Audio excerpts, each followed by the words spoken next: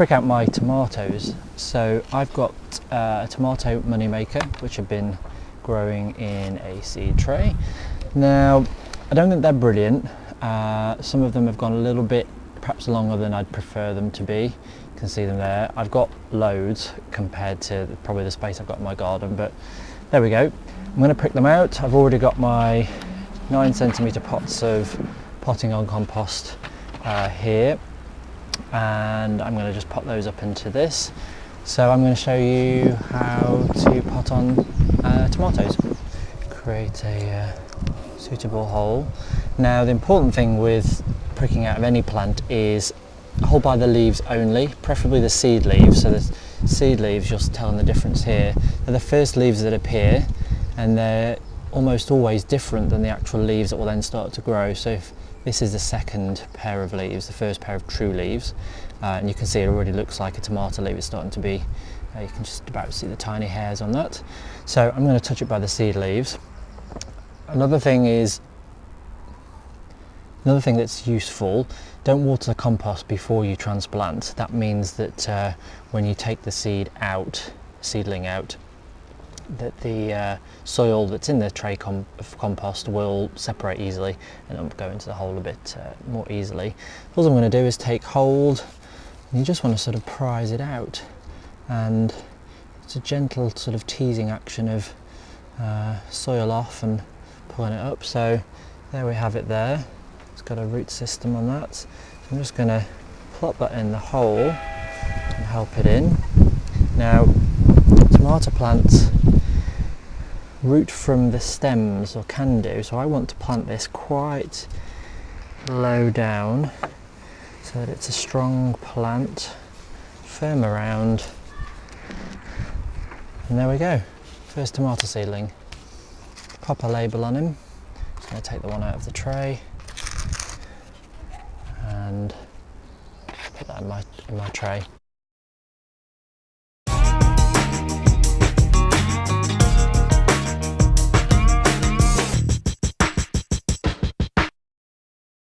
In the grow house. This is an interesting one. Mesembryanthemums. Yeah, they didn't do so well. They really went really quick and leggy and then flopped. There's a few now towards the back which are doing a little bit better, but yeah, not great. But the tomatoes, they're really going on great style, coming on nice and strong. There's a bit of a cold snap forecast for tonight, down to about 2 degrees. I'm going to bring those indoors. And coming down to the next stage, we've got spinach growing there.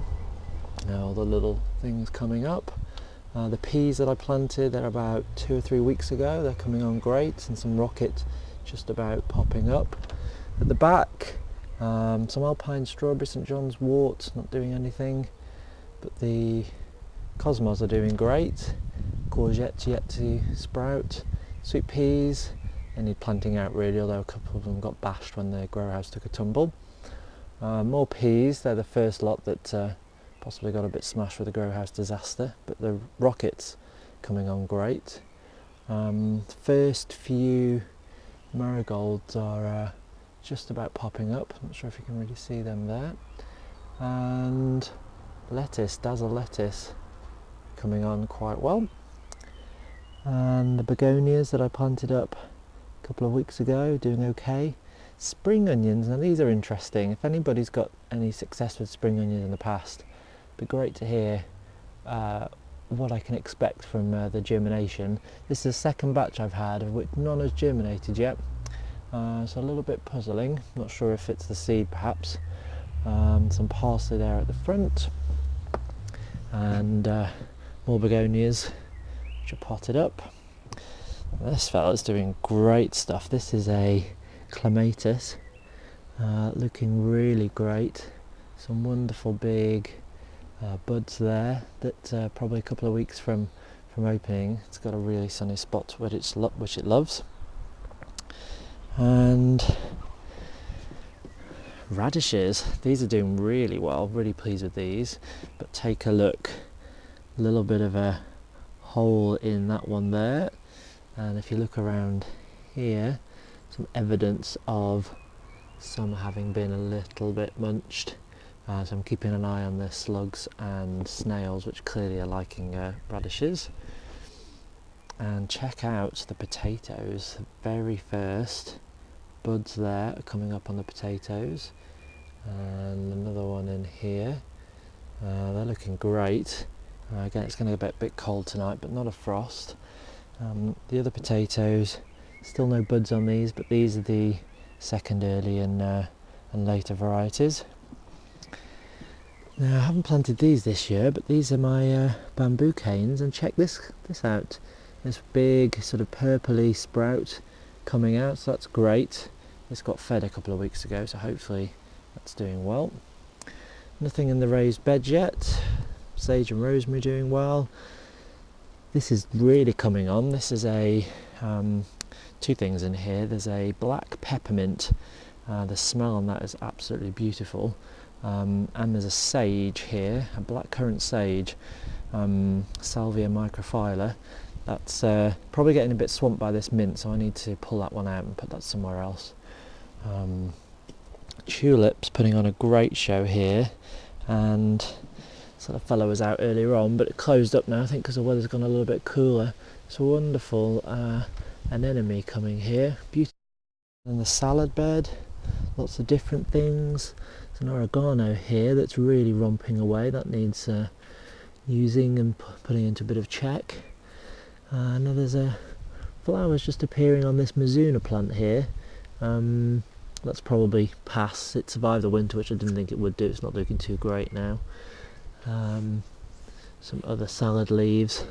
I had those in a salad the other day. They were incredibly bitter, really not particularly pleasant. The rocket's coming along. I'll do for the next couple of weeks till I can get the other in the ground.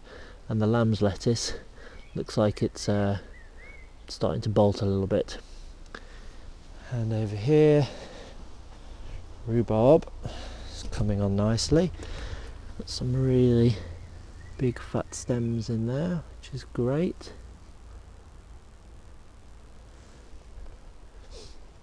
And we've still got chard and mixed in with beetroot, because when the plug plants came I mixed them up and I couldn't tell the difference. And then spinach, which I've just harvested. Over on this side, nothing really doing with this fella here yet. This is a black currant, I think. But look at the raspberries. That's just a couple of weeks growth, coming on really nicely. And this is I think an autumn fruiting, so it's cut down slightly differently. Another one there. There we go.